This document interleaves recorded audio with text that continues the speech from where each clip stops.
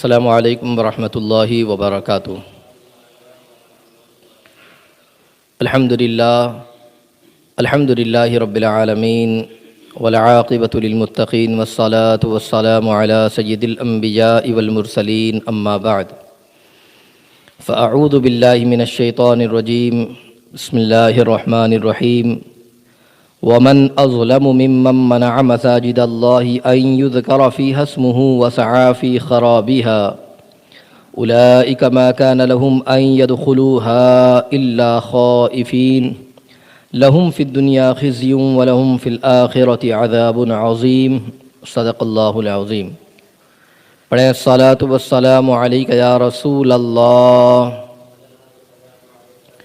الصلاۃ والسلام علیک یا حبیب اللہ، الصلاۃ والسلام علیک یا نبی اللہ، وعلی آلک واصحابک یا نور اللہ، صلی اللہ تعالی علیہ وسلم۔ میں نے جس آیت کریمہ کی تلاوت کا شرف حاصل کیا، اللہ جل شانہ اس کے متعلق مجھے حق کہنے اور آپ سب کو حق سننے اور ہم تمام کو عمل کی توفیق عطا فرمائے۔ اللہ تبارک و تعالی قرآن مقدس میں ارشاد فرماتا ہے، اور اس سے بڑھ کر ظالم کون جو اللہ کی مسجدوں کو روکے ان میں نام خدا لیے جانے سے اور ان کی ویرانی میں کوشش کریں۔ ان کو نہ پہنچتا تھا کہ مسجدوں میں جائیں مگر ڈرتے ہوئے، ان کے لیے دنیا میں رسوائی ہے اور ان کے لیے آخرت میں بڑا عذاب۔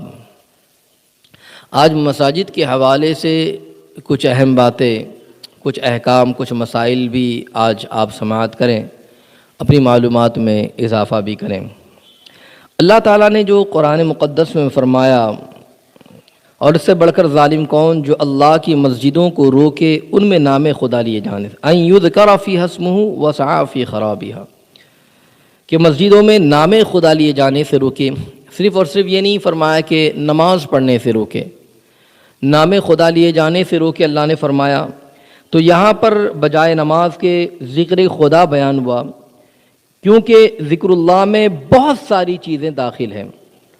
ذکر اللہ کے اندر نماز بھی، درود شریف، تلاوت کلام، مجلس وعظ اور محفل میلاد، دنیاوی تعلیم، محبوبان خدا کا ذکر وغیرہ سب ذکر اللہ میں شامل ہے، بلکہ اللہ کے دشمنوں کا ذکر عبرت اور حقارت کے طور پر یہ بھی ذکر اللہ میں شامل ہے۔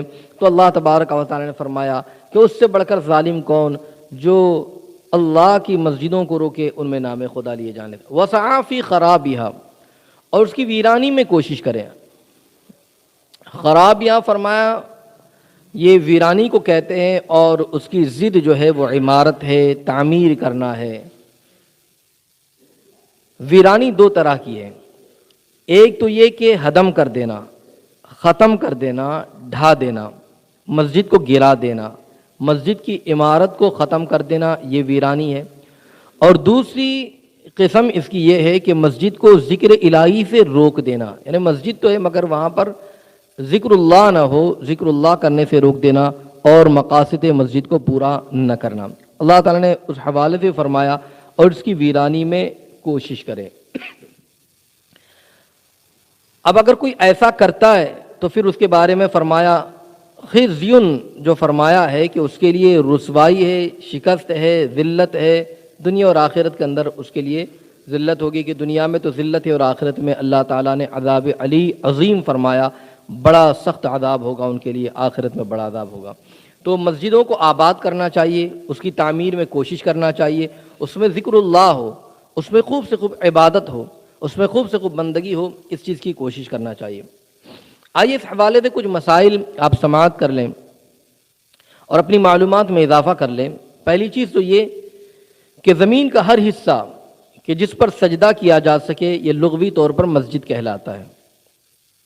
اصطلاح شرع میں زمین کا وہ ٹکڑا جسے نماز اور عبادت کے لیے مسلمان وقف کر دے وہ مسجد ہے، مگر جو ہے مسجد ہم کہتے ہیں جہاں پر آ کر عبادت کی جائے، جہاں سجدی کی جائے، ذکر ہو، عبادت ہو، مگر ہر وہ زمین کا حصہ جس پر سجدہ کیا جا سکے یہ لغوی طور پر مسجد کہلاتا ہے۔ اب دوسری چیز یہ کہ مسجد بن جانے سے وہ زمین کا وہ حصہ مالک کی ملک سے خارج ہو جاتا ہے. اب اس میں عبادت ہر مسلمان کر سکتا ہے اور یہ ہر مسلمان کے لیے جائز ہے. ایسا نہیں کہ فلاں صاحب کی مسجد ہے اب انہی کے خاندان والے انہی کے پریوار والے آئیں اور وہ آ کر نماز پڑھیں، ایسا نہیں ہے. یا کسی خاص قوم یا ذات کے لیے مسجد بنا دی جائے کہ بھائی فلاں شخص سے وہی آئیں گے یا وہی خاندان والے آئیں گے، اس طریقے سے نہیں. جو مسجد کا حصہ وقف کر دیا گیا اب یہ عام مسلمانوں کے لیے ہے، جو چاہے بلا روک ٹوک آئے، عبادت کرے، نماز پڑھے، ذکر کرے. مسجد اور تواب مسجد کی خرید و فروخت، اس کا ہبہ، اجارہ، عاریتاً دینا، رہن کرنا اور دیگر تصرفات جائز نہیں. یعنی مسجد ہے اور مسجد کے ماتحت جو بھی ہے تو اس کی خرید و فروخت، اس کو بیچنا، خریدنا یا کرائے پر دینا، کسی ٹھیکے پر دینا یا اس سے کسی قسم کا منافع حاصل کرنا، یہ تمام کی تمام چیزیں، ادھاری پر دینا یا اس سے کچھ کمانا، یہ ساری چیزیں جائز نہیں ہے. چوتھی چیز یہ کہ صحن مسجد یہ جزو مسجد ہے. مسجد کا صحن یہ بھی جو ہے مسجد کا ایک حصہ ہے، اس کے لیے تمام احکام مسجد ثابت ہے. نمبر 5، مسجد کی ویرانی بہت بڑا گناہ ہے، اس لیے کہ مسجد کی تعمیر اور اس کی آبادی یہ بہت بڑے اجر و ثواب والے کاموں میں سے ہے، اور اس کی ویرانی یہ بہت بڑے گناہ والے کاموں میں سے. نمبر 6، اس سے ایک مسئلہ یہ بھی پتہ چلتا ہے کہ ہر شہر میں ایک مسجد بنانا یہ واجب ہے، اور ہر محلے میں ایک مسجد بنانے کا حکم ہے، اور وہ مسجد جو بنائی جائے اسے ستھری رکھا جائے اور ان کی آبادی میں کوشش کی جائے. نمبر 7، مسجد کا وہ حصہ جس کو مسجد کے لیے وقف کیا گیا وہ قیامت تک مسجد رہے گا. اب وہ حصہ کہ جس کو مسجد کے لیے وقف کر دیا گیا اس پر عمارت، مینار، ممبر، دیوار، چھت، فرش، یہ ساری چیزیں کوئی ضروری نہیں ہے.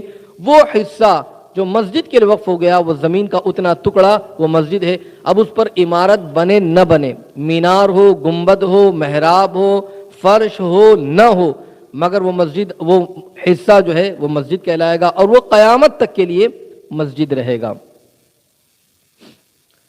مسجد کی ویرانی کا باعث بننے والے امور سے مسجد کو پاک رکھنا یہ ضروری ہے.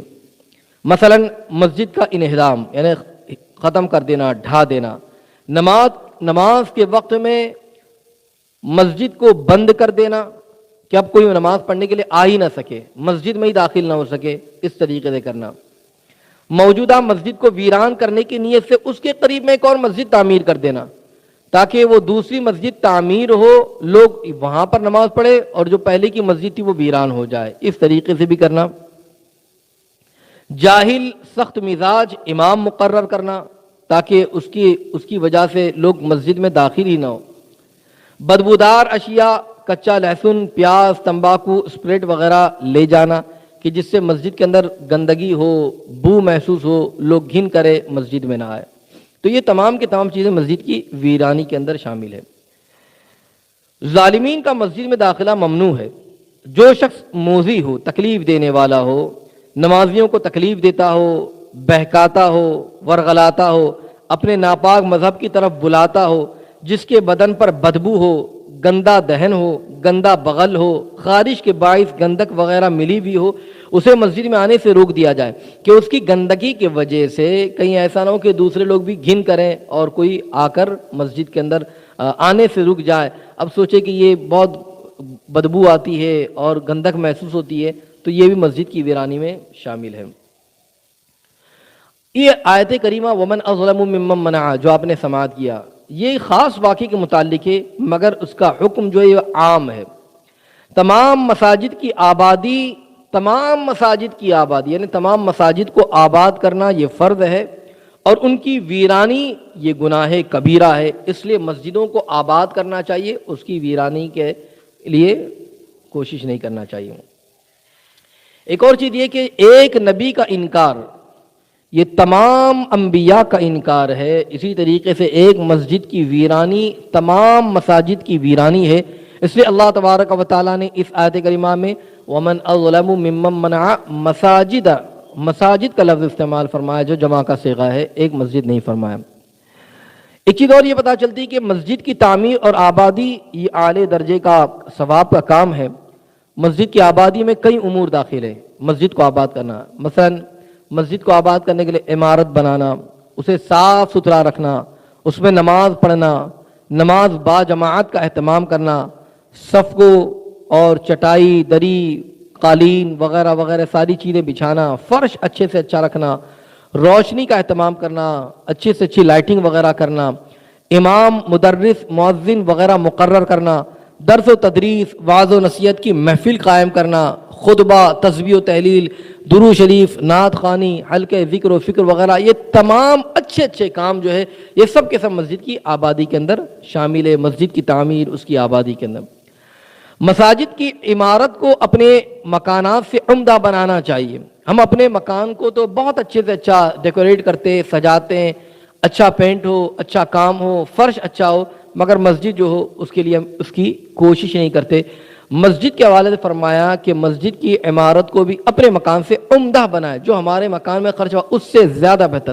حضرت سیدنا عثمان بن عفان رضی اللہ تعالیٰ نے مسجد نبوی شریف کو بہت عمدہ طور پر بنایا تھا، بہتر انداز میں بنایا تھا۔ ایک چیز اور یہ پتہ چلتی ہے کہ عبادت میں ثواب کے اعتبار سے مساجد کے درجات ہیں۔ مساجد کے جو درجات بتائے گئے، سب سے افضل مسجد جو ہے وہ مسجد حرام شریف ہے، اس کے بعد مسجد نبوی شریف، اس کے بعد بیت المقدس، پھر اس کے بعد مسجد قباء، پھر ہر شہر کی سب سے پرانی مسجد، پھر بڑی مسجد، پھر قریب والی مسجد، پھر استاد کی مسجد، پھر محلے والی مسجد، پھر بازار کی مسجد، پھر گھروں کی مسجد۔ یہ مساجد کی ترتیب بیان کی گئی کہ جو مساجد جو ہے ان میں نماز پڑھنے کا جو ثواب بتایا گیا ہے، تو جو ترتیب بتائی گئی ہے اس اعتبار سے جو سب سے پہلی مسجد میں جائے گا اس کو زیادہ ثواب، بعد میں کم ہوتے ہوئے یہ ساری چیزیں اس کی ترتیب بیان کی گئی ہے۔ ایک اور بات جو اس سے پتہ چلتا ہے کہ مسجد کی خدمت اور اس کی صفائی کرنا، جھاڑو دینا اور اس کے صاف صفائی میں کوشش کرنا، فرمایا کہ یہ حوران بہشتی کا مہر ہے، یعنی اس چیز کی کوشش کرنا چاہیے۔ یہ جنت کی حوروں کا مہر مسجد کو صاف کرنا، مسجد سے کوڑا کرکٹ کو، کچرے کو، گندگی کو باہر نکالنا ہے۔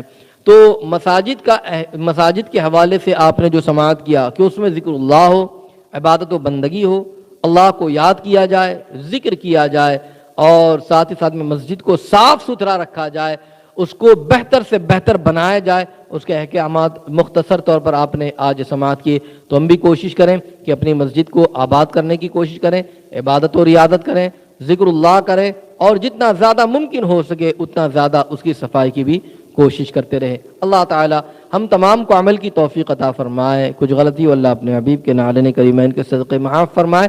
وما علینا الا البلاغ المبین۔ السلام علیکم ورحمۃ اللہ وبرکاتہ۔